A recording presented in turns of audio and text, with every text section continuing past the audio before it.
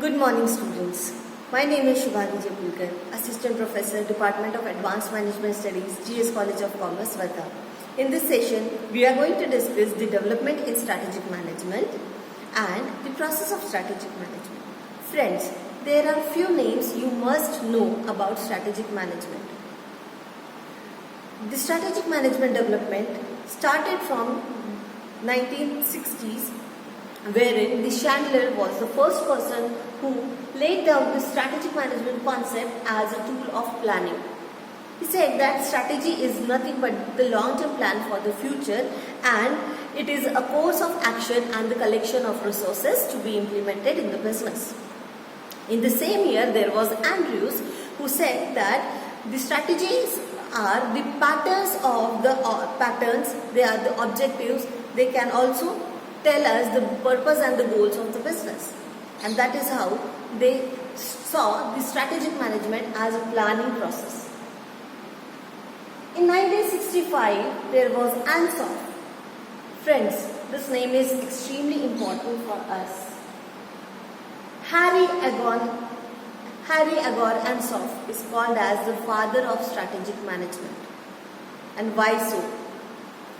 You can see his contribution is in 1965, and again he gave a major contribution and very substantial points in 1984 regarding strategic management. In 65, Ansoff said that the strategic management is nothing but the tool for planning the future growth of the business. He gave the matrix, which is also popular as Ansoff matrix, which talks about the market position and the activities of the business at the present level. 1972, Glueck was there, who said that the strategic management is nothing but the comprehensive and the integrated plan. Ansoff in again 1984 eventually after a study says that the strategic management is nothing but the set of rules and regulations at every stage of management, may it be corporate level, business level or functional level. He said that at all of these levels, the strategic management rules, formulation of those policies and implementing them is essential. So in the later part, he talked about strategic management as a formulation also. So here the strategic management was not limited to only a planning process.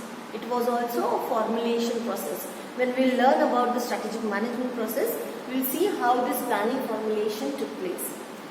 Later on, Henry Mintzberg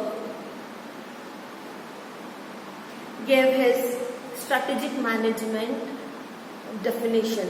He saw strategy as 5 P's of strategic management or perspective, we can say. Why this is so? Friends, remember in the first lecture, we saw that strategy has different associations for different people. It can be simple plan, it can be a plan to defeat someone, to take control over someone or to convince someone. That means strategy is not limited to plan. So, Henry Mintzberg's 5 P's tells us about the 5 different definitions of the strategy. So, he tells strategy as a plan. He says that strategy is a set of plans, that means set of various actions and decisions taken in the business considering the future prospects. Ploy. Strategy is the set of moves taken to combat something or to defeat someone. In market position, we can say that to defeat or to overcome the competitors. So it is also ploy. Then he says that strategy is also a pattern. And this pattern is visible by all of the external parties. This pattern is about the set of actions taken by company over a period of time, one by one, in the various changing business situations.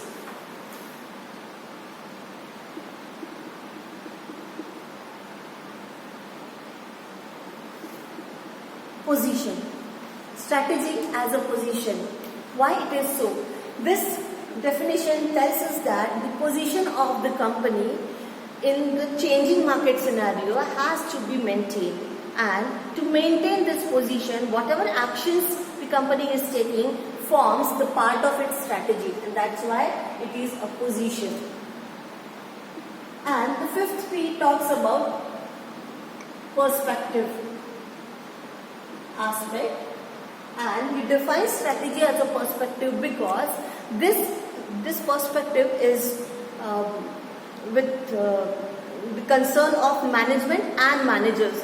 So how these both parties are considering the all actions or set of decisions, it is important, and that's why both the perspectives are important, and it forms the fifth definition of Henry Mintzberg's 5 Ps. Last but not the least, that is Porter. Porter also contributed substantial developments in the strategic management, and eventually he focused on strategy as a tool to develop the core competencies and competitive advantage for the company to sustain and grow in the business. Friends, there are a number of aspects or number of needs of any company to have a strategy. Some companies may have growth strategies, some companies may strive to sustain, and for sustenance they have to have strategies. So this is a quick review of how the development took place in the strategic management. So first it was seen as a planning perspective, then it came as a formulation, and later on they also focused on implementation of the strategies. So all these parts are visible as a progression of the strategic management, and these only form the strategic management process. I will just wind up by telling you what the strategic management process parts are. Friends, strategic management process takes place at the very initial level with all the discussions about the promoters of the business. They first come, idealize and sets their vision. So strategic management starts with the planning process,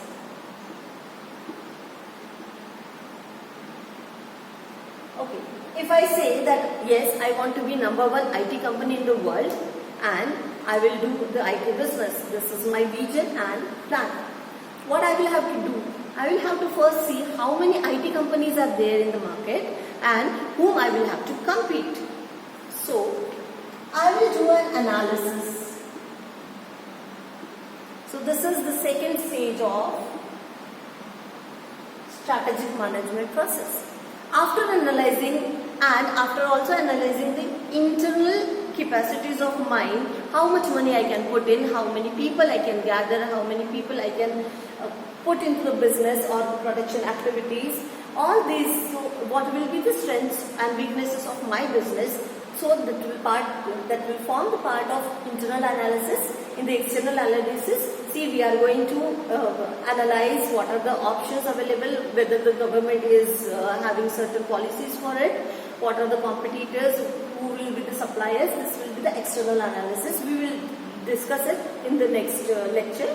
So analysis will be done, and then we can formulate our policies. So formulation is the third stage in the strategic management process. After formulating policies, we will implement them. Implementation will be the next part. And after implementing them, we have to see whether our implementation meets our expected standards. So last